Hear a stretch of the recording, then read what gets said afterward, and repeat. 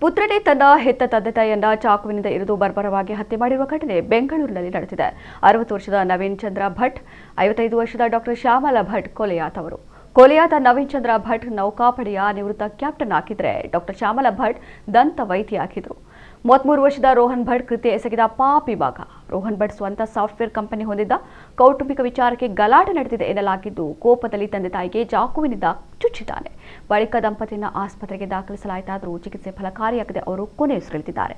ಸದ್ಯ ಹಂತಕ ರೋಹನ್ ಭಟ್ನನ್ನ HAL ಪೊಲೀಸರು ಬಂಧಿಸಿದ್ದು ವಿಚಾರಣೆ ಒಳಪಡಿಸಿದ್ದಾರೆ ಎಂದು ತಿಳಿದು ಬಂದಿದೆ.